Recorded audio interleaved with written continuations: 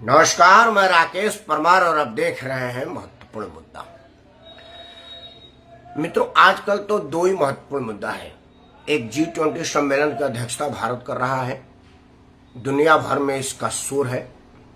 और मोदी अगर कोई कार्यक्रम करते हैं तो वो एक आयोजन ही नहीं रह जाता, वो एक त्योहार जैसा हो जाता है। मोदी का हर काम उत्सव जैसा होता है, जलसे जैसा मनाया जाता है।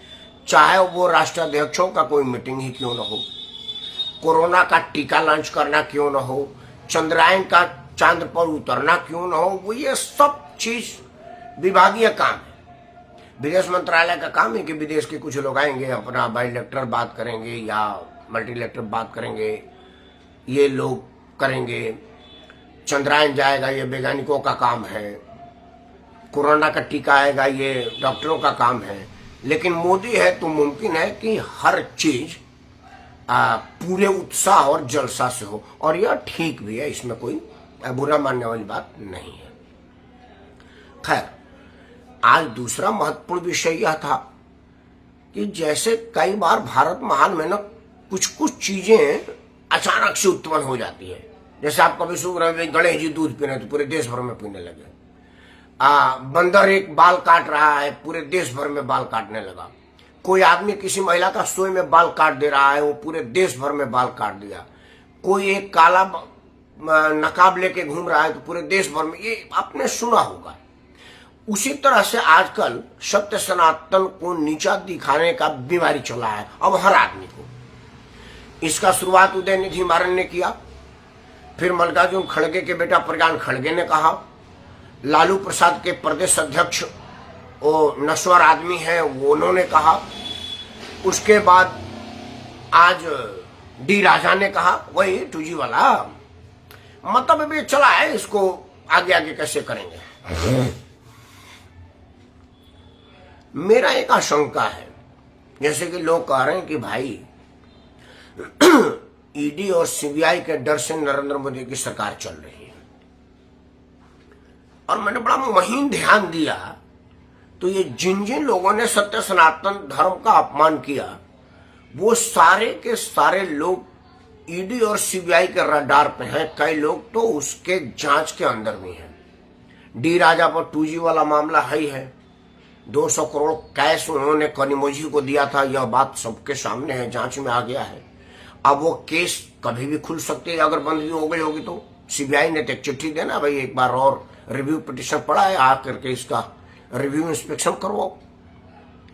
ईडी तो डी राजा के घर जब चाहे चले जाए, क्योंकि डी राजा कोई दूध के धुले हैं नहीं, अखंड बेईमानी किया है इन्होंने, घोटाले कितना के खुद ही याद नहीं है इसको। वही बात स्टालिन परिवार पर है। स्टालिन परिवार तमिलनाडु का सशक्त राजनीतिक परिवार है। मतलब वहां दो ही लोग हैं, वो एमजीआर के साथी थे कलानिधि, और बाद में इसमें गुट बना जयललिता का और करुणानिधि का। तो तमिलनाडु का जितना घोटाला हुआ इन दोनों लोगों के बीच में ही है। तो सीबीआई और ईडी कभी भी उनके यहाँ जा सकते हैं, उनके लिए पूरा मसाला है। मल्लिकार्जुन खड़गे के पास अकूत संपत्ति है, कई हजार करोड़ की संपत्ति है। उनके बाद दलित चेहरा के रूप में प्रचारित किए गए हैं और 40 साल से राजनीति में है। घोटाले की इतनी लंबी लिस्ट बना रखी है कि सीबीआई ईडी के लिए कुछ भी मुश्किल नहीं है। तो कहीं ऐसा तो नहीं है, मेरी आशंका है। मैं ये नहीं कहता कि यही है आशंका। देखिए, अनुमान लगाना तो हर आदमी का काम है, और हम जैसे सामाजिक विषयों पर बात करने वाला तो अनुमान ही लगाता है। कई बार अनुमान सही होता है, कई बार गलत होता है। तो मैं जो कह रहा हूं उसकी सत्यता का प्रमाण मेरे पास नहीं है, मैं सिर्फ अपना अनुमान लगा रहा हूं कि कहीं ऐसा तो नहीं कि सही में इंडिया गठबंधन का कुछ वर्चस्व बढ़ा हो और मोदी के लिए कोई नुकसानदायक साबित होने वाला हो। क्योंकि इसमें कहीं दो राय नहीं है कि ये तीसरा टर्म मोदी को देने में कांग्रेस, सपा, बसपा और बहुजन को बेशक कोई परेशानी हो ना हो, भारतीय जनता पार्टी के अंदर मोदी विरोधियों को तो जरूर दिक्कत होगी। तो वो सब अपनी अपनी दाव लगाए बैठे होंगे, क्योंकि अगर मोदी तीसरा बार प्रधानमंत्री बन गए तो अब उनके लिए मामला खत्म हो जाएगा। जो अभी मोदी विरोध के स्थिति में है वो सब के सब मोदी की उम्र के आसपास है। अगर यह 5 साल का टर्म मिल जाएगा तो अगले बार उनका आयु नहीं रह जाएगा चुनाव लड़ने के लिए।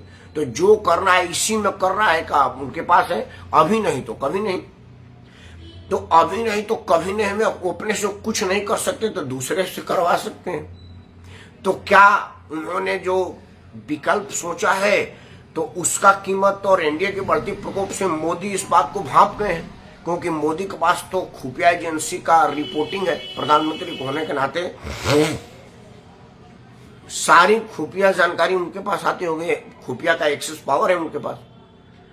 तो कहीं ऐसा तो नहीं है, हंसी के रूप में लीजिए या सीरियस लीजिए, आशंका है मेरा कि कैसा तो नहीं मोदी ने टाइट कर दिया होगा, भाई सुनो धर्म के पिच पर खेलो, क्योंकि धर्म के पिच पर मेरा महारत हासिल है, पिछले 30-40 साल से इसी पर नेट प्रैक्टिस है, और धर्म के पिच पर हमारा मुकाबला किसी से नहीं हो सकता, मैं अजेय रहूंगा, अजेय रहूंगा। इसलिए धर्म के पिच पर आओ, और सनातन धर्म से बड़ा और कोई पिच मेरे लिए हो ही नहीं सकता। तो इन सब लोगों ने सत्य सनातन का अपमान करके एनडीए को कमजोर किया और मोदी को माइलेज दिया, और इन लोगों को बदले में सीबीआई और ईडी से रक्षा मिला। कहीं यह तो नहीं है अंदर खाने, क्योंकि अचानक सबके सब सत्य सनातन का सीधा सीधा अपमान और घिनौना इल्जाम लगाने पर क्यों मजबूर हुए, ऐसा क्यों और किस स्थिति में हुआ, यह बात तो विचार के लायक है।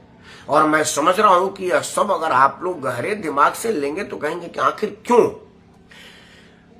उदयनिधि मारन कोई अचानक गया नहीं, उसे उस कार्यक्रम में बुलाया गया जो सत्य सनातन उन्मूलन समिति का कार्यक्रम था, प्रोग्रेसिव एडिटर गिल्ड ने बुलाया था। वो पहले से पता था उदयनिधि मारन को कि ये सनातन के विरुद्ध का कार्यक्रम है और मुझे जाकर सनातन पर बोलना है। लेकिन मल्लिकार्जुन खड़गे का बेटा जो कभी कांग्रेस का अध्यक्ष है, मल्लिकार्जुन खड़गे इसका बेटा प्रधान अध्यक्ष जो कि कर्नाटक में मंत्री है, उसको क्या जरूरत पड़ी सनातन का विरोध करने के लिए। अच्छा ये सब हुआ तो 2 दिन बाद फिर डी राजा को क्यों याद आया कि नहीं बोलना ही चाहिए। लालू प्रसाद के पार्टी के प्रदेश अध्यक्ष को क्या जरूरत पड़ी बोलने का, क्योंकि लालू जी की भी तो जमानते पे है, और उनका खुद का बेटा कृषि मंत्री के रूप में जो घोटाला हुआ था वो तो उसके ऊपर जांच ही है। तो यह बात मैं क्यों ना कहूं कि कहीं ऐसा तो नहीं है कि यह मोदी के मुफीद माहौल को देने के लिए यह सब लोग सनातन का अपमान कर रहे हैं और सनातन के विरुद्ध एक स्लॉट दे रहे हैं मोदी को कि आइए खेलिए सत्य सनातन के पिच पर, धर्म के बीच पर बैटिंग करने में तो मोदी का मुकाबला किसी से नहीं है। यह बात मेरी आशंका है, विचार जरूर करिएगा। लेकिन खैर आज का मुद्दा, मोहन भागवत का एक और बयान आया है आरक्षण पर। मेरा यह मानना है, मैं कुछ भी आगे बोलने से पहले जो सेल्फ डिक्लेरेशन जो मैं चाहता हूं देना, वह यह कि सर संचालक के रूप में मोहन भागवत से ज्यादा छीछा लेकर किसी का नहीं हुआ। मोहन भागवत बहुत कमत्तर साबित हुए, या तो वो नरेंद्र मोदी से अपनी नजदीकियों की वजह से वो अपने आप को साष्टांग घोषित कर दिए हों मोदी के सामने मजबूर हो गए हों, या मोदी को मजबूत करने में अपनी हैसियत भूल गए हों। क्योंकि संघ की शक्ति भाजपा के सामने इतनी है कि मैं विज्ञान भवन में कार्यक्रम में गया था, 3 दिवसीय कार्यक्रम था, संघ संचालक साहब आए थे, यही मोहन भागवत जी। एक कैबिनेट मंत्री है, मैं नाम नहीं बताऊंगा उनका, वो थोड़ा लेट हो गए। जैसे वो आके अभी अगली लाइन पर जाते, उनके लिए जो आरक्षित लाइन थी, तब तक मोहन भागवत साहब आ गए। वो मेरे बगल में बैठ गए, मतलब वो जो जीना पर चला जाता है ना, आके बगल में कुर्सी लग गई, और मैं उनको पहचान, मतलब सर इसमें बैठे, मैं बैठ जाता हूँ, नहीं हिलो मत, वहीं बैठे रहो। और वो 1-1.5 घंटा जब तक मोहन भागवत जी कार्यक्रम कर रहे थे, अकेले मेरे पांव के बगल में जीना पर बैठे रहे। कैबिनेट मंत्री है भारत सरकार में। जब मोहन भागवत जी गए तो मैं देखा कि 3-4 लोग और जीना पर बैठे हुए, और सारे के सारे भाजपा के कदावर नेता थे।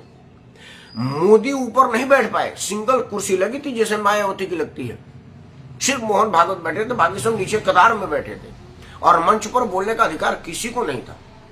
सर संचालक साहब ही बोले। यह है संघ का वर्चस्व और उनका भाव। संघ है तो भाजपा है, भाजपा है तो संघ नहीं है, क्योंकि जब भाजपा शासन में नहीं थी तब भी संघ था। आजादी का लड़ाई में संघ था, 1925 में बना संघ, और भाजपा 1984 में बना।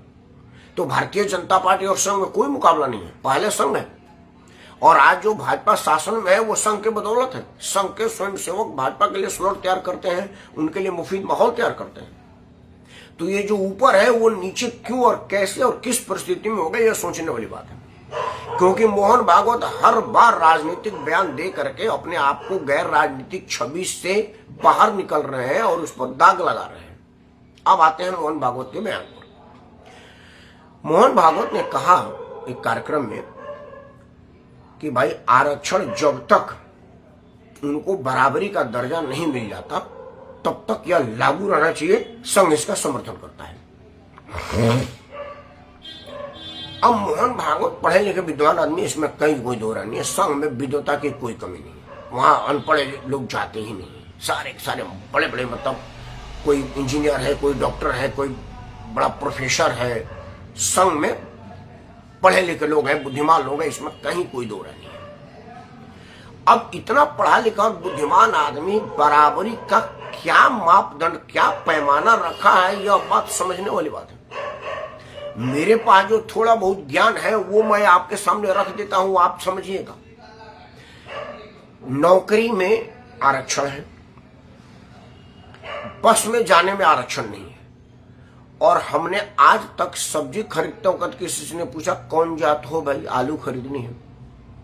हम ऑटो में बैठते वक्त हमने नहीं पूछा कौन जात हो भाई, ऑटो में बैठना है। फल खरीदते वक्त हमने नहीं पूछा कौन जात हो भाई, सेब खरीदना है। मतलब कहीं पर कोई जात नहीं। ऑफिस में काम करने वाले आदमी से, या मान लो हम बैंक में जाते हैं तो बैंक संबंधित काम हो उसकी बात करते, ये नहीं पूछते कि सुनो भाई खजांची महोदय कौन जात हो, मुझे बैंक में खाता खोलना है, पैसा जमा करना है, पैसा निकालना है, चेक लेना है, चेकबुक निकालना है, एटीएम पूछना है, एटीएम पिन बदलना है, जो बैंक में काम आता है, जो पोस्ट ऑफिस में काम आता है, या और भी कहीं काम आता है, या कहीं नहीं पूछा जाता। तो कहीं नहीं है। अब आ रही बराबरी की दर्जा। भारत के संविधान में दिए अधिकार के तहत राष्ट्रपति पद तक दलित पहुंच चुका है, सुप्रीम कोर्ट के जज तक पहुंच गया है, चीफ जस्टिस, मुख्य न्यायाधीश, चुनाव आयुक्त, अनेकों जिला के जिलाधिकारी, एसपी, कलेक्टर, प्रमुख सचिव, जो पद डोमिनेटेड पद है उस पर दलित पहुंच गया है। विदेश सेवा का अधिकारी से लेकर के कैबिनेट मंत्री तक पहुंच गया है। अब बराबरी के दर्जा का क्या परिभाषा है, सर संचालक साहब बताएं। अब शादी विवाह में भी अब बंधन नहीं है। बहुत सारे लोग जात तोड़ शादी कर रहे हैं। मैं ऐसे 20-50 लोगों को जानता हूं अपने नजदीक में जो क्षत्रिय है, ब्राह्मण है, और उनकी लड़कियों की शादी दलित में हुई है, या उनके लड़कों की शादी दलित में हुई है, शेड्यूल में हुई है, यादव में हुआ है, कुर्मी में हुआ है, कोयरी में हुआ है, धानुक में हुआ है, पासी में हुआ है। मैं ऐसे बहुत लोगों को जानता हूं। मैं बिहार कैडर के एक बहुत बड़े आईएएस अफसर हैं, उनकी बेटी दलित से शादी की। अब समय बता दूंगा तो आप लोग समझ जाएंगे, मैं नहीं चाहता हूं कहना। एक बहुत बड़े आदमी है, उनका बेटा एक दलित लड़की से शादी किया। तो अब शादी में भी पूछताछ नहीं हो रहा है, मैच पूछा जा रहा है। मैच तो खैर राजपूत में भी पूछा जा रहा है। मैं अपनी बेटियों की शादी के लिए लड़का ढूंढ रहा हूं। बायोडाटा जब पढ़ रहा हूं तो लिखा जा रहा है कि IT sector candidate only apply. एक तो गर्ल्स की जगह कैंडिडेट लिखा आ रहा है, यह बदला हुआ है, ये इस पर चर्चा नहीं है। 5 foot not less than 5 foot 5 inch cannot apply, only BTech apply, only MBBS apply. इस सब चीजें आ रहा है। तो वो तो राजपूत में भी आ रहा है, वो तो मैच की बात है। उसमें कहीं कहीं लिखा होता है caste no barred, BTech only. अब बराबरी में मोहन भागवत कहां को और किस बात को बराबरी की कह रहे हैं, ये मोहन भागवत बताएंगे। क्योंकि जो बात वो सोचे हैं वो मैं कैसे सोच सकता हूं। अगर उनका सोच मेरे सोच से मिल जाता तो सर संचालक मैं होता, क्योंकि मैं कोई खराब आदमी तो हूं नहीं, और ना ही मेरे में कोई बुराई है। मोहन भागवत सबका मूछ है, वो मैं 15 दिन ही बनाऊंगा, मेरा बढ़ जाएगा। ये तो अब घर की खेती है, रोज सुबह उठ के उस तरह मार लेते हैं, छोड़ दूंगा तो महीना दिन उनके जैसा हो जाएगा। हाँ, बाल थोड़ा सफेद होने में टाइम लग रहा है, जरूरत पड़ी तो डाई करवा लूंगा अगर सफेद बाल जरूरत हुई तो। बाकी शिक्षा दीक्षा में कोई कमी है नहीं। हाँ, वो ब्राह्मण है, मैं क्षत्रिय हूं। लेकिन पंडित जी लोगों ने ठाकुरे साहब का पूजा करके आगे नाम कमाया है। पंडित जी अगर किसी की पूजा करते हैं तो ठाकुरे साहब की करते हैं, ठाकुरे जी की पूजा करते हैं। वो एक अलग मुद्दा है। तो मैं मोहन भागवत से जानना चाहता हूं कि मोहन भागवत आपने बराबरी का जो बात रखा वो क्या बराबरी, कहां तक बराबरी, किस स्तर पर बराबरी, कहां मतलब डिस्क्रिमिनेशन हो रहा है, कहां बराबरी नहीं है। दिनचर्या में कहां पूछा गया है कि भाई तुम दलित हो तुम्हारे बस पर नहीं बैठूंगा, तुम दलित हो तुमसे सब्जी नहीं खरीदूंगा, तुम दलित हो तुम्हारे बैंक में खाता नहीं खोलूंगा, तुम दलित हो मैं पोस्ट ऑफिस में काम नहीं करूंगा, तुम दलित हो मैं रास्ते में नहीं चलूंगा, तुम दलित हो इस बस में नहीं बैठ सकते, हमारे साथ दलित बैठेगा उतरो जल्दी से क्योंकि तुम दलित हो, तुम दलित हो रेल में कैसे बैठेगा, मैं भी साथ में चल रहा हूं। बगल के सीट खाली होने पर नहीं पूछा जाता कौन जात हो भाई, वहां कहीं नहीं है। तो अब बराबरी का क्या मतलब है? रेल के एक सीट पर 4 आदमी 6 आदमी 10 आदमी ठूस के बैठते हैं धक्का-धुक्की करके, उसमें से तो लोग बस कहते भाई थोड़ा जगह है बैठने दे, ये नहीं पूछता कौन जाति हो भाई। तो अब बराबरी मोहन भागवत क्या पूछ रहे हैं ये बात नहीं समझ आ रहा है। दूसरा और सबसे महत्वपूर्ण बात, यही मोहन भागवत है जो 2015 में आरक्षण पर समीक्षा की बात किए थे कि कम से कम समीक्षा तो हो। बिहार का चुनाव था और लालू प्रसाद ने इसका पूरा बहस उठाया और बिहार वालों ने भारतीय जनता पार्टी के जीत पर समीक्षा कर दिया, नहीं तो उस वक्त निश्चित भारतीय जनता पार्टी की जीत हो रही थी। मोहन भागवत के एक समीक्षा वाले बयान में बिहार के वोटरों ने समीक्षा कर दिया और उसके घी में आग का काम किया लालू, रामविलास और बाकी राजनीतिक दलों ने। भारतीय जनता पार्टी रसातल में चली गई। अब वो जो लोगों ने कहा है मतलब आज वो समीक्षा वाला बात याद रखें। और आज तो यूट्यूब का जमाना है, अब दोनों फ्रेम में कल से ही चलने लगेगा। एक फ्रेम में आएगा कि आरक्षण पर तो समीक्षा होनी चाहिए और दूसरे पे आएगा कि जब तक बराबरी नहीं मिलता तब तक आरक्षण दें, और दोनों ही पिक्चर आएगा होगा कि भाई किसको सत्य माना जाए मोहन भागवत का। मतलब मोहन भागवत कोई रासायनिक पदार्थ लिए हैं कि तब लिए थे या अब लिए हैं। मनोज झा राजद प्रवक्ता ने कही दिया कि मैं जरा सवेरे लेट से उठा और मुझे पता नहीं चला कि सूरज किस तरफ उदय हुआ है, कहीं पश्चिम में तो नहीं हो गया, क्योंकि यही मोहन भागवत 2015 में आरक्षण पर समीक्षा करवा रहे थे और आज आरक्षण को लागू करते रहने के लिए समर्थन दे रहे हैं। तो ऐसा हुआ क्यों? मोहन भागवत क्या कह रहे हैं मैं मनोज झा को कह देता हूं। वैसे मैं रोज सूर्योदय के बाद ही जगता हूं, 8 से 8:30 बजे तक मेरा जगने का टाइम है, क्योंकि मैं रात में लेट सोता हूं। ये चैनल पर बोलने के बाद वीडियो की समीक्षा लोगों कमेंट देखते हुए मैं रात में 1-1:30 बजे सोता हूं। तो 8 साढ़े 8 बजे मेरे जगने का टाइम है और मैं कभी सूर्योदय नहीं देख पाता। लेकिन मुझे पूरा भरोसा है कि सूर्योदय पूरब में हुआ होगा। पश्चिम में क्यों नहीं हुआ होगा? क्योंकि अब तक लालू प्रसाद जेल नहीं गए, अब तक राबड़ी के दोनों बच्चे जेल नहीं गए, स्वयं राबड़ी देवी जेल नहीं गई, मीसा भारती जेल नहीं गई, मनोज झा खुद ही राजसभा में अभी तक बने हुए हैं। मतलब सूर्योदय पूरब में हुआ है। अगर पश्चिम में हो गया होता लालू प्रसाद की जमानत टूट रही थी, अंदर चले गए होते, क्योंकि वो जिन शर्तों पर जमानत लेके आए हैं वो शर्तों का खुला उल्लंघन कर रहे हैं। सूर्योदय पूरब में हुआ है मनोज झा। लालू प्रसाद के दोनों बेटे अव्वल दर्जे के नकारे हैं, उन्होंने शिक्षा दीक्षा नाम का कोई चीज नहीं है, कोई मैट्रिक तक नहीं पहुंचा और कोई खींच खाच कर मैट्रिक पास किया। वो मंत्रिमंडल में बने हुए हैं और रोजाना आप शराब बयान देते हैं। अगर सूर्योदय पश्चिम में हुआ होता इन लोगों की मंत्रिमंडल चली गई होती। चारा घोटाले के मामले को जिस तरह से मैनेज राबड़ी देवी के मुख्यमंत्रित्व काल में हुआ है, अब तक राबड़ी देवी जेल नहीं गई, मतलब सूर्योदय पूरब में ही हुआ है मनोज झा। और सबसे बड़ी बात है कि आप कहते हैं ना जिसकी जितनी संख्या बारी उतनी उतनी हिस्सेदारी, तो बिहार में जहां 2% भी नहीं है और आप राज्यसभा में हैं, अगर पश्चिम में सूर्योदय हो जाता आपको राज्यसभा से लात मार के भगा दिया गया होता। आपको नहीं मारा गया, आपके पिछवाड़े पर लात नहीं लगी, मतलब सूर्योदय पूरब में हुआ है, आप निश्चिंत रहे। मोहन भागवत के बयान पर सूर्योदय की बात करने वाले आप खुद के बयानों पर देख लीजिए कि आपका बयान कहां तक जा रहा है। मित्रों, एक बात मैं हाथ जोड़ के प्रार्थना करता हूं। सबसे पहला मेरा मानना है कि आरक्षण बिल्कुल नहीं होनी चाहिए। शारीरिक रूप से विकलांग और बॉर्डर पर शहीद हुए सिपाहियों के परिवार के अलावा किसी को भी आरक्षण की जरूरत नहीं है, क्योंकि आरक्षण प्रोडक्शन को प्रभावित करता है और जिस फील्ड में आरक्षण नहीं है वहां हम दुनिया में सबसे आगे हैं। इसरो में आरक्षण नहीं है, चंद्रयान को हमने साउथ पोल में उतार दिया है, जहां अमेरिका नहीं उतार पाया, रूस नहीं उतार पाया, चीन जापान नहीं उतार पाया। हम सूर्य की परिक्रमा कराने के लिए अपना सूर्य L1 भेज ही दिया है, आदित्य L1। क्रिकेट में नहीं है, हम रोज अपने अलग अलग कीर्तिमान बना रहे हैं। स्पोर्ट्स में नहीं है तो चोपड़ा ने भाला फेंक रिकॉर्ड में स्वर्ण पदक लिया है। मतलब जहां जहां आरक्षण नहीं है वहां वहां हम आगे हैं, और जहां जहां आरक्षण वहां हम सबसे पीछे हैं। और आरक्षण का नतीजा है कि हमारा प्रतिभा, हमारे टैक्स पर पला हुआ है आदमी जाकर के गूगल का CEO बनता है, पेप्सी का CEO बनता है, माइक्रोसॉफ्ट का CEO बनता है। पैसा मेरा खर्चा करा करके पढ़ाई किया है और सेवा अमेरिका का दे रहा है, इंग्लैंड का दे रहा है, फ्रांस का दे रहा है, जापान का दे रहा है। आरक्षण का यह दुष्परिणाम हो रहा है।